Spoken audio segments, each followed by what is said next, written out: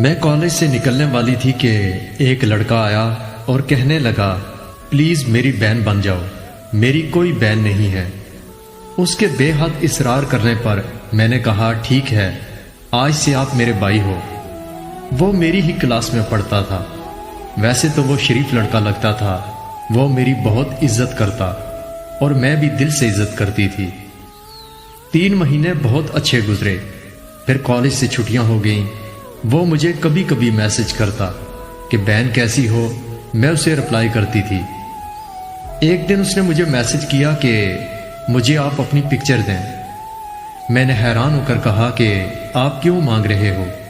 وہ کہنے لگا کہ بہت دن سے آپ کو نہیں دیکھا اور ویسے بھی آپ میری بہن ہو۔ میں نے بھائی سمجھ کر اسے 2 پکچر سینڈ کر دی۔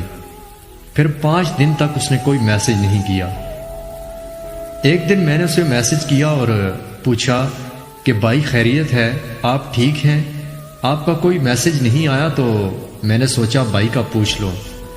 اس نے رپلائی کیا اور اس میں لکھا تھا خبردار آج کے بعد مجھے بھائی نہ کہنا۔ میں نے پھر میسج کیا کہ کیوں، کیا ہوا بھائی؟ اس نے پھر یہی رپلائی کیا کہ میں تمہارا بھائی نہیں ہوں، جب سے پکچر دیکھی ہیں میں تم سے پیار کرنے لگا ہوں، تم آج سے میری بہن نہیں ہو۔ میں نے پھر پوچھا کہ بھائی آپ مذاق کر رہے ہو نا؟ وہ کہنے لگا کہ کتنی بار کہا بھائی نہ کہو۔ میں نے غصے میں میسج کیا کہ آئندہ مجھے میسج نہ کرنا۔ دوسرے دن اس نے مجھے ایک تصویر سینڈ کی جس میں میری تصویر کو ایڈیٹنگ کر کے میرا چہرہ کسی ننگی عورت کے جسم پر اس طرح لگایا تھا کہ وہ دیکھنے میں کہیں سے بھی نہیں لگتا تھا کہ وہ ایڈیٹنگ کی گئی تصویر ہے۔ یہ دیکھ کر میں سن ہو گئی، سمجھ نہیں آ رہا تھا کہ کیا کروں، کس کو بتاؤں۔ اتنے میں اس نے مجھے کال کی اور کہنے لگا ویڈیو کال پر آؤ۔ میں نے صاف انکار کیا اور وہ مجھے کہنے لگا کہ فیس بک کی فلاں آئی ڈی کو اوپن کرو۔ میں نے کال کاٹ کر آئی ڈی اوپن کی تو میری جیسے جان نکل گئی۔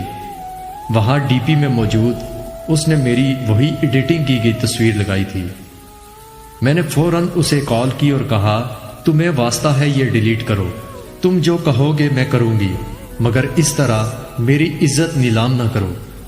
اس نے میری تصویر ڈیلیٹ کی اور ویڈیو کال کر دی۔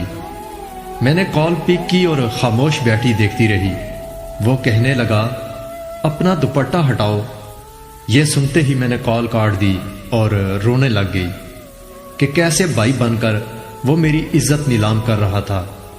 وہ مجھے میسج پر دھمکی دے رہا تھا کہ میں تمہارا وہ حال کروں گا کہ تم کسی کو منہ دکھانے کے قابل نہیں رہو گی۔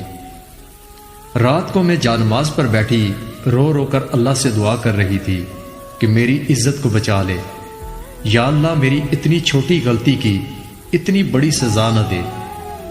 اچانک بڑے بھائی نے جو کمرے کے دروازے سے گزر رہے تھے میری آواز سن کر اندر آئے اور کہنے لگے کون ہے وہ؟ میں نے روتے ہوئے سب بتایا۔